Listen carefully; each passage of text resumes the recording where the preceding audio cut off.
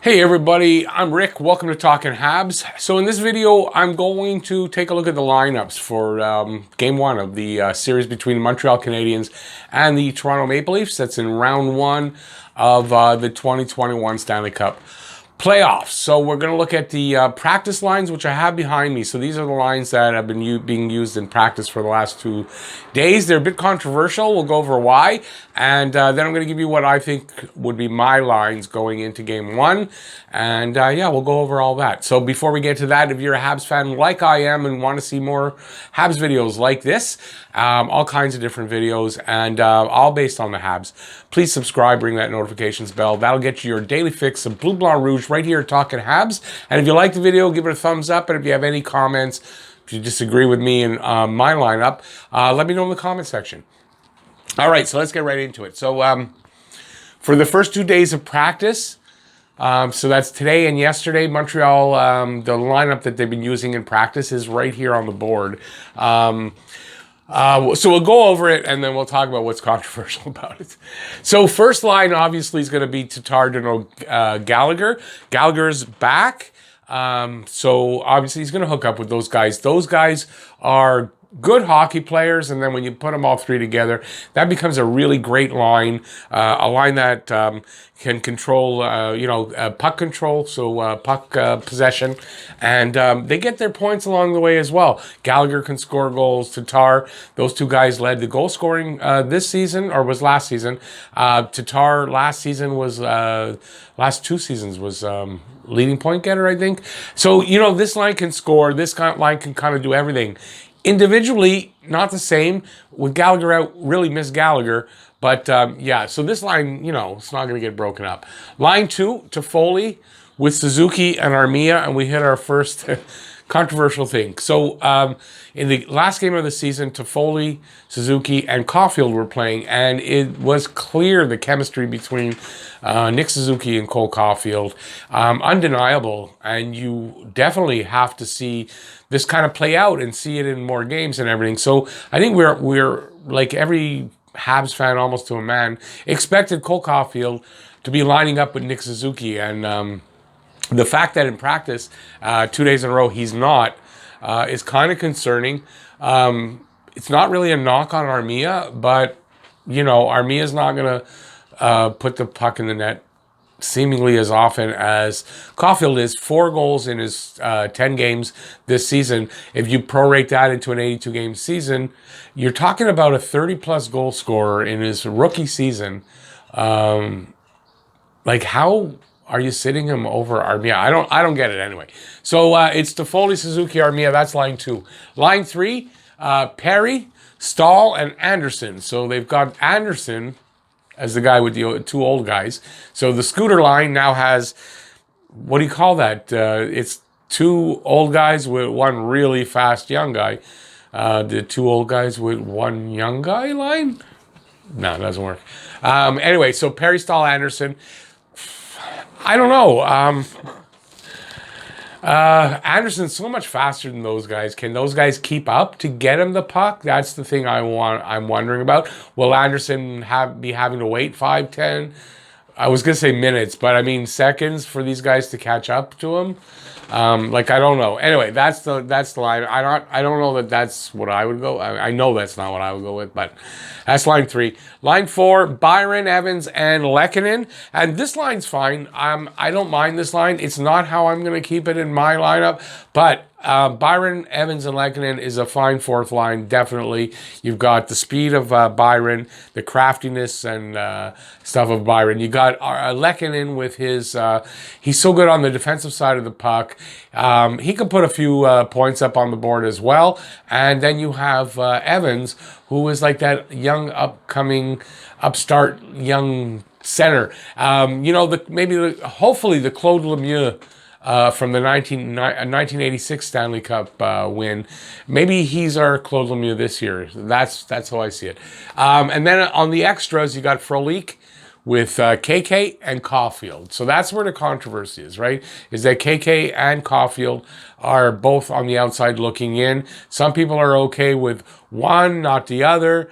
Some people, and some people are just not okay with both of them sitting out. So that's the lines for the forwards. Defense, Edmondson and Petrie are on the first pairing right now in practice. Kulak and Sherratt on second pairing. Romanov and Gustafsson on the third pairing. The extra is Merrill because Weber is still on the sidelines right now. He's supposed to be ready for game one. There's still 4 days to go, so it's not a worry right now at all. So Weber's still out. So you know that the defensive pairings will change when Weber gets back in. In net, Price, Allen, Primo. So this is what's in practice today. So we know the controversy. Obviously, Caulfield should be in there. That's my opinion. That's the opinion of most Habs fans. And I personally think KK should be in there over Eric Stahl. I don't get it. Eric Stahl's giving you nothing. You can say, well, KK hasn't been big on the offense, but he hasn't. So neither has Stahl. I think he's got, 2 goals and an assist in his however many games he's been here.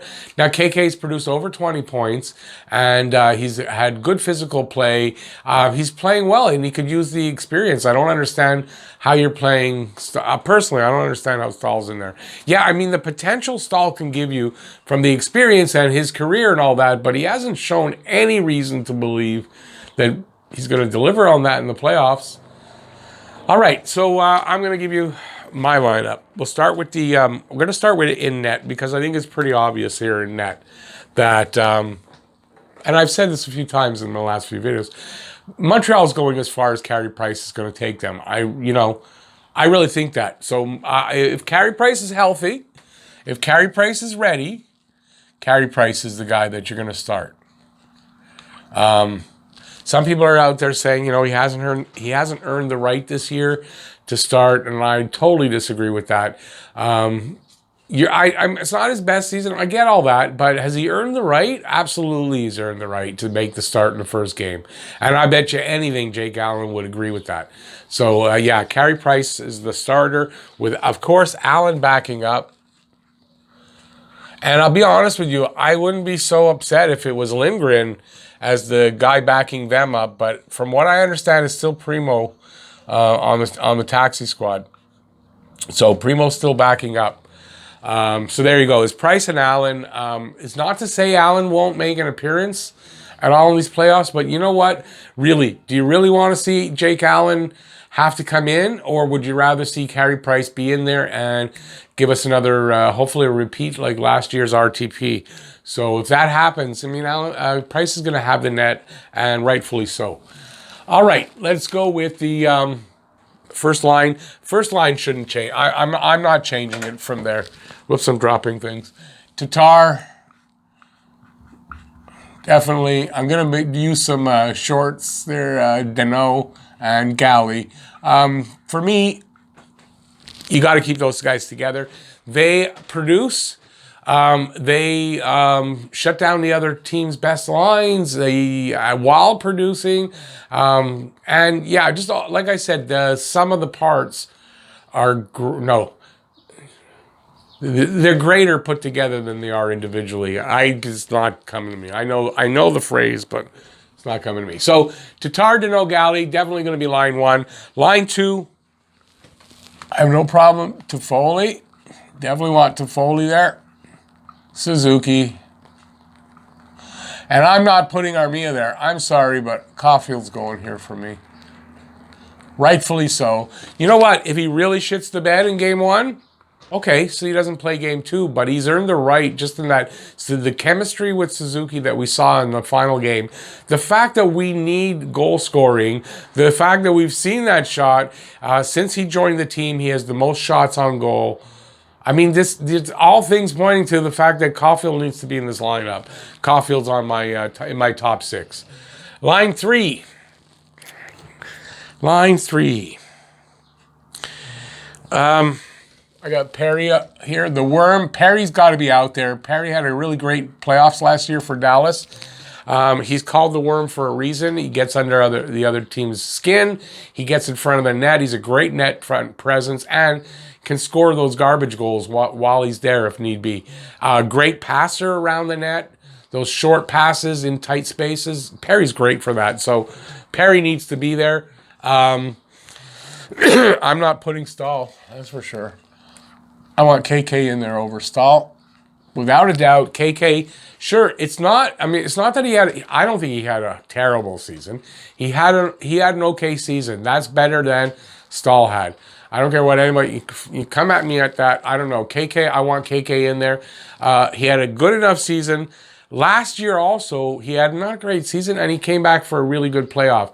I want to see him do that again, and I want to see him get more experience in the playoffs. Because you want this guy going forward. Eric Stahl's not here next year. And, of course, on the other side, I have no problem at this point to have Anderson. I think with just Perry as the slow guy on the line, it's going to be fine. He can catch up to the play in time, or once it's going on there, he'll be at the net anyway, and I think that'll be fine. So Perry, KK, Anderson for my third line. My fourth line is going to be, basically we'll have Evans in the center, but if you remember from the last couple of years, who was KK's wingers? So that's why I have here, Lehkonen. I'm going to put Lecky for short, the space, and Armia. You might say, well, Armia on the fourth line. Yeah, Armia's played on the fourth line, and I believe it was in the last RTP, and he did okay there. I thought he was good there. I don't think there's any problem having him on the fourth line. Lehkonen got to be there. I think Byron is the guy that can come out for Caulfield. Why? Because Caulfield's producing more in 10 games than Byron produced. I don't know how many games he played. Around 40? To me, it's a no-brainer. Like I said, if Caulfield really shits the bed, then you come back in the second game with you have Byron in. I don't know, but I'm not having Byron on the fourth line over having Caulfield in the lineup. Extras then become Frolik, Stahl, and Byron. So I'm fine with that. Let me know in the comment section if you disagree with what I'm saying here. And then let me know what, where you would make the changes. On the pairings, I want Edmondson and Petrie as the number one pairing. I think Petrie's our one stud defenseman that can play, 30 minutes if need be, really. Will give you good offensive production, and he's going to give you mostly good, solid defense. I mean, mostly. I know he makes some blunders, I know. But he's going to give you most. So he's your stud. He's that stud that you need on defense. Edmondson's the closest thing I think we got to the second one right now.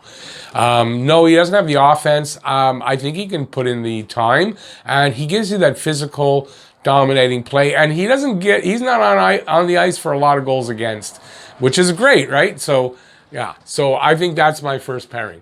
Second pairing with Weber back, because I'm going to assume Weber is back. I'm not pairing up Sherratt and Weber.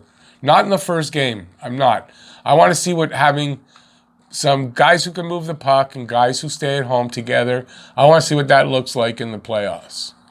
It looked good when they were doing it at the end of the season. Then they stopped, and I don't know. I want to see Kulak with Weber. Kulak, I think, could be what Weber needs. He's played with Weber before and done well in that position. And Kulak has turned out to be pretty solid, steady defenseman and had a really good RTP last year. I play him with Weber. Third pair then goes to Sherratt on the left. Yeah, I know Big Ben has to play third pairing. I have no problem with it in the playoffs, that's for sure. And Romanov, because he can play on the right. And I think and they played together with Weber out, and it was a good pairing, so I'm going with that. So there's my pairing. Gives you your extras as Merrill and Gustafsson. We saw enough of them already to know that they're not the guys that we want to start out in the playoffs with. It's depth defense from them. Let's hope we don't even need to see them at all, right? That's what I say. And then we have Price, Allen, and Primo. And there you go. That's my lineup as opposed to the other one. So really, the only two changes are I wouldn't have Stahl in there, and I would take Byron out for Caulfield. So I'd replace KK no, Stahl with KK, and I replace Byron with Caulfield. I switch the lines a little bit, but that's how I do it. I think it gives you better offensive potential. I think you're better balanced for the Leafs. I think you got better puck movement out of the back end, which is going to be important to get your offense going.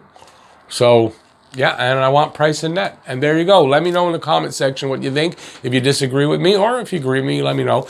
And if you like the video, give it a thumbs up. If you're new to the channel, please subscribe, ring that notifications bell. That'll get you your daily fix of Blue, Blanc, Rouge right here at Talkin' Habs. Hopefully I'm not forgetting to say anything, but thanks for watching, everybody. Really appreciate it. Stay safe out there, and peace out, y'all. I'll see you next video. Bye, everybody.